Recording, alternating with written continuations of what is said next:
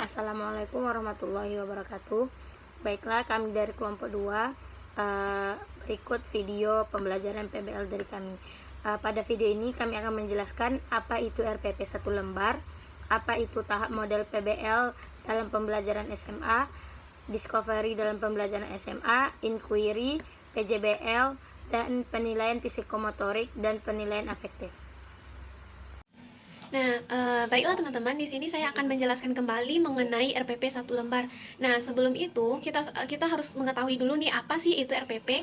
Nah, RPP adalah rancangan pengembangan pembelajaran yang dibuat oleh guru melalui panduan silabus untuk mengembangkan kegiatan-kegiatan pembelajaran dan agar tercapainya suatu tujuan atau KD yang sudah disusun sebelumnya. Nah, sedangkan RPP 1 lembar sendiri adalah suatu rencana pembelajaran yang dikembangkan secara rinci oleh guru dalam suatu materi pokok atau tema tertentu yang mengacu juga kepada silabus. Nah, maksudnya di sini di perbedaan antara RPP dengan RPP 1 lembar dengan RPP yang lainnya atau RPP yang lama atau RPP 2013 ataupun K 2006, yaitu RPP 1 lembar ini lebih simple dan hanya memuat materi-materi inti saja dan tidak terlalu menyulitkan dan lebih efisien dari segi waktu, pembuatan dan teknisnya lainnya. Nah, RPP 1 lembar ini hanya memuat 3 komponen, yaitunya komponen pembuka atau pendahuluan atau yang disebut dengan KI, yang kedua KD, dan selanjutnya adalah tujuan. Nah, adapun di sini menurut Surat Edaran Mendikbud nomor 14 tahun 2019 tentang penyederhanaan RPP, yaitu menjelaskan bahwa RPP cukup 1 lembar, akan tetapi bukan berarti tidak bolehnya lebih dari 1 lembar. Nah, jadi maksudnya di sini yaitu komponen inti harus termuat dalam lesson plan atau rencana pembelajaran tersebut. Nah, dalam penyederhanaan ini, seperti yang sudah saya sampaikan tadi, komponen dari RPP itu terdiri dari 3 prinsip utama, yaitunya efisiensi, efektif, dan juga berorientasi pada peserta didik. Nah, makanya dari itu Menteri Pendidikan kita, yaitu Nadiem Makarim, lebih menyarankan kita atau lebih menginstruksikan kepada tenaga pendidik untuk membuat RPP 1 lembar, tidak membuat RPP yang model lama, karena RPP model lama masih banyak kekurangan, contohnya dari efisien waktunya masih lama. Ketika guru membuat RPP yang lama itu akan membutuhkan waktu yang lebih dan juga akan menyulitkan guru dalam mengevaluasinya. Tapi kalau RPP 1 lembar semuanya sudah terlampir di sana dan lebih memudahkan guru untuk mendata dan mengisi serta terlihat jelas apa yang akan dicapai oleh guru tersebut. Nah, itulah penjelasan dari saya mengenai RPP 1 lembar dan juga RPP biasa atau RPP lama. Assalamualaikum warahmatullahi wabarakatuh. Saya akan melanjutkan materi selanjutnya tentang tahap pembelajaran berbasis problem based learning pada SMA atau SMK. Baik, sebelum membahas tahap atau metode pembelajaran berbasis problem based learning ini, kita harus mengetahui apa yang dimaksud pembelajaran berbasis masalah tersebut.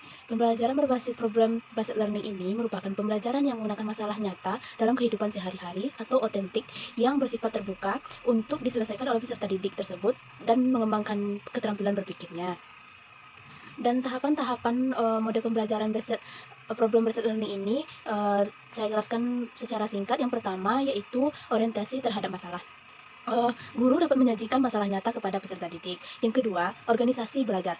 Guru memfasilitasi peserta didik untuk memahami masalah nyata yang telah disajikan, yaitu mengidentifikasi apa yang mereka ketahui, apa yang perlu mereka ketahui, dan apa yang perlu dilakukan untuk menyelesaikan masalah tersebut. Selanjutnya yaitu penyelidikan individual maupun kelompok. Guru membimbing peserta didik melakukan pengumpulan data atau informasi, pengetahuan, konsep, teori melalui berbagai macam cara untuk menemukan berbagai alternatif penyelesaian masalahnya. Selanjutnya yaitu pengembangan dan penyajian hasil penyelesaian masalah. Guru membimbing peserta didik untuk menentukan penyelesaian masalah yang paling tepat dari berbagai alternatif penyelesaian masalah yang peserta didik temukan. Yang kelima, yang terakhir, yaitu analisis dan evaluasi proses penyelesaian masalah. Guru memfasilitasi peserta didik untuk melakukan refleksi atau evaluasi terhadap proses penyelesaian masalah yang dilakukan secara mandiri. Dan selanjutnya tahap penerapan pembelajaran berbasis problem basis learning yang umum yaitu dilakukan yang pertama, klasifikasi permasalahan. Guru menyajikan fenomena yang mengandung masalah yang sesuai dengan kompetensi dasar atau indikator peserta didik. Yang kedua yaitu brainstorming. Kegiatan ini peserta didik mengidentifikasi masalah dan melakukan brainstorming dengan fasilitas guru. Yang ketiga yaitu pengumpulan informasi dan data. Kegiatan ini yaitu peserta didik melakukan kegiatan pengumpulan data dan informasi terkait dengan penyelesaian masalah tersebut. Yang keempat yaitu berbagi informasi dan berdiskusi untuk menemukan solusi penyelesaian masalahnya. Yang kelima, presentasi hasil penyelesaian masalah. Peserta didik mempresentasikan hasil brainstormingnya tentang solusi yang dikemukakan untuk menyelesaikan masalah tersebut. Yang keenam yaitu refleksi. Kegiatan ini, peserta didik mengemukakan ulasan terhadap pembelajaran yang dilakukannya tersebut. Dan demikianlah tahapan atau metode pembelajaran yang berbasis problem basis learning pada pembelajaran SMA atau SMK. Sekian, terima kasih. Assalamualaikum warahmatullahi wabarakatuh. Baiklah, perkenalkan, nama saya Yogi Effendi, NIM 19329144 dari anggota kelompok 2, akan menjelaskan tentang discovery pembelajaran SMA SMK. Baik, pertama discovery atau discovery learning adalah model pembelajaran yang mengembangkan cara belajar aktif, yaitu mencari tahu sendiri, menyelidiki sendiri, maka hasil yang didapatkan akan lebih setia dan bertahan lama dalam ingatan. Dengan model ini, siswa mampu menemukan informasi dan memahami konsep pembelajaran secara mandiri, berdasarkan kemampuan yang dimilikinya dengan bimbingan dan pengawasan guru, agar pembelajaran yang mereka dapatkan terbukti benar.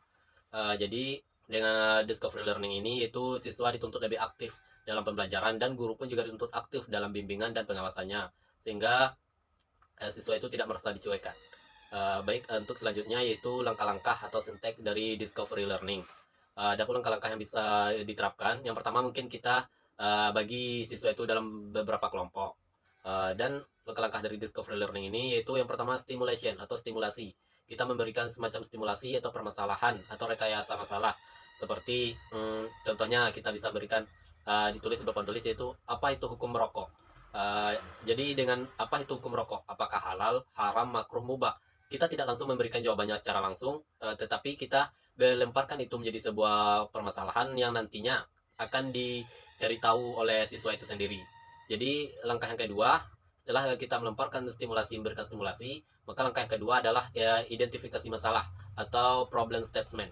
Jadi dalam identifikasi masalah ini, kita menganjurkan siswa, menyuruh siswa. Jadi siswa itu dituntut mengidentifikasi masalah dengan cara merumuskan pertanyaan-pertanyaan dari permasalahan yang sudah kita berikan. Jadi mereka merumuskan pertanyaan akan hukum rokok, bagaimana pendapat ulama, bagaimana pendapat ini, apakah ada dalil dalam Al-Quran atau dalam hadis. Jadi mereka akan mengidentifikasi, mencari sebanyak mungkin permasalahan dari masalah yang sudah kita berikan. Dan langkah yang ketiga yaitu bisa dengan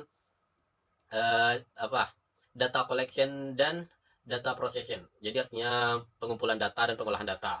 Jadi setelah mereka mengidentifikasi masalah dari masalah yang telah kita berikan, jadi mereka dituntut untuk mengumpulkan data dan mengolahnya.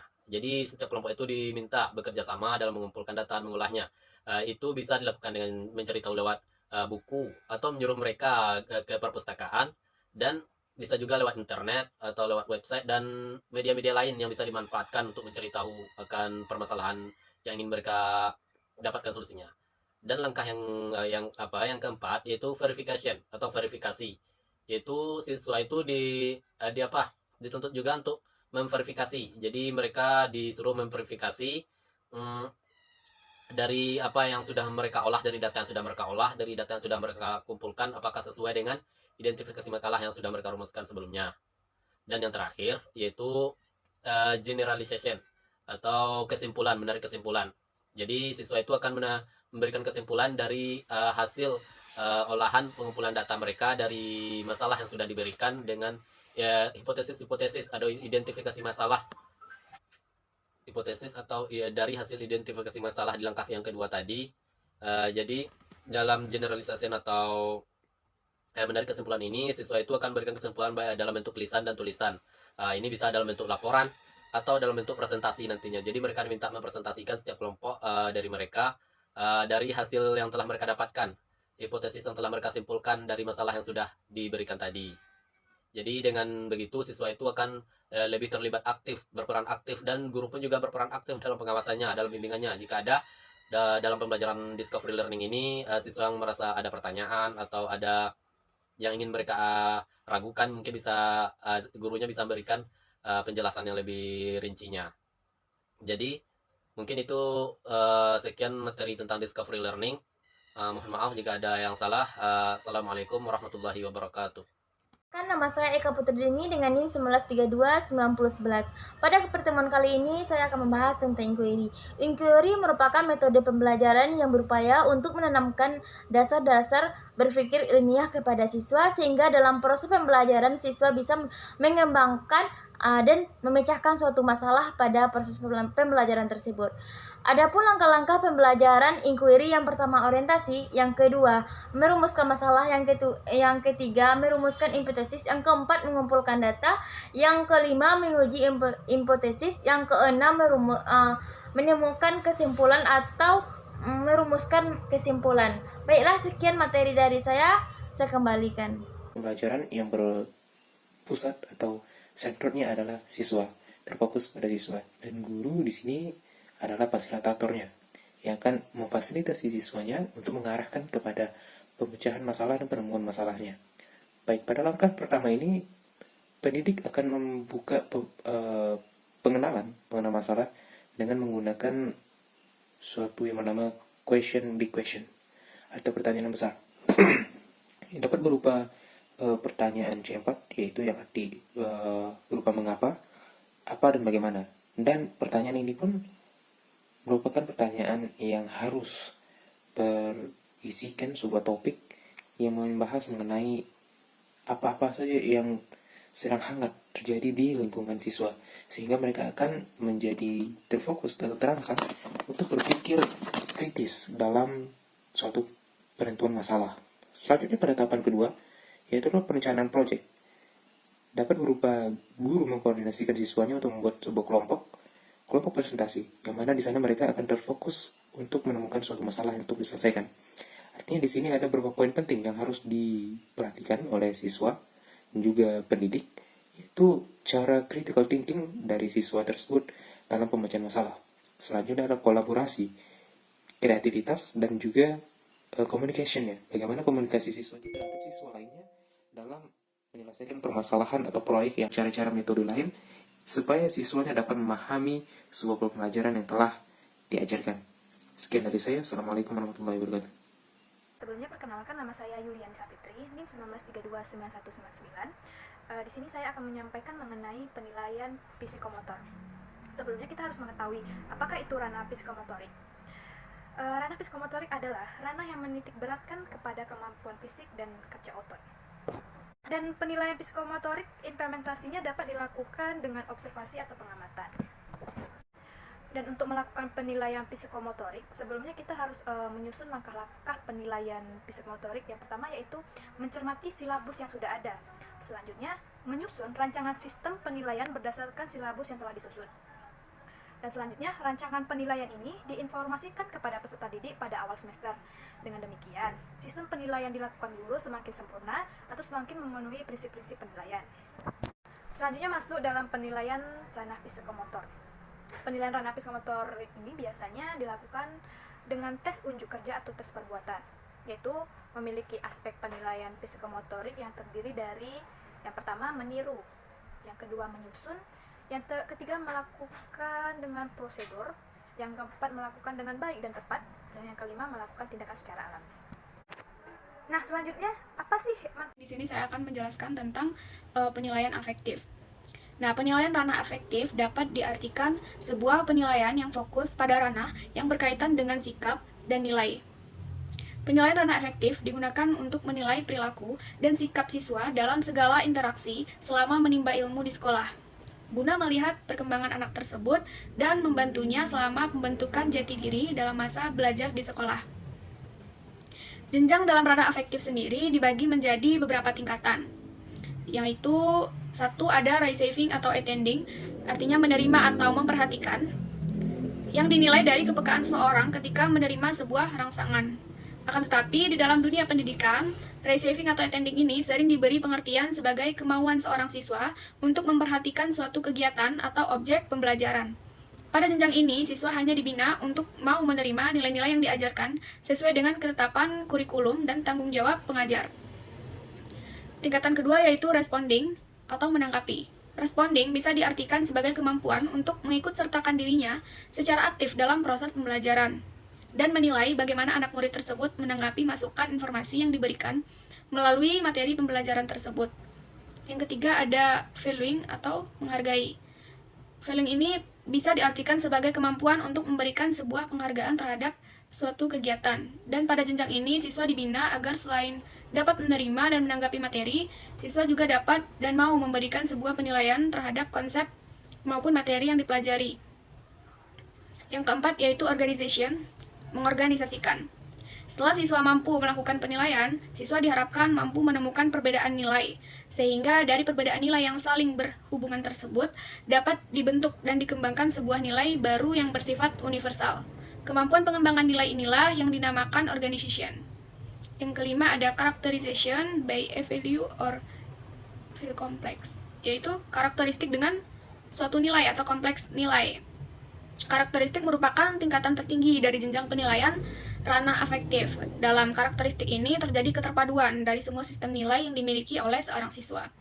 Keterpaduan sistem inilah yang mempengaruhi dan membentuk pola kepribadian, tingkah laku, dan tindakan yang akan dilakukan siswa.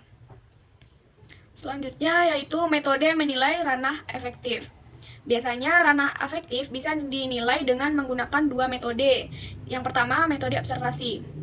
Metode observasi atau metode pengamatan didasarkan pada asumsi bahwa karakteristik afektif dapat dilihat dari perbuatan atau tindakan yang ditunjukkan melalui reaksi psikologi. Untuk menilai afektif siswa, dengan metode observasi diperlukan pengawasan dan instrumen observasi dari sikap siswa. Yang kedua ada metode laporan diri.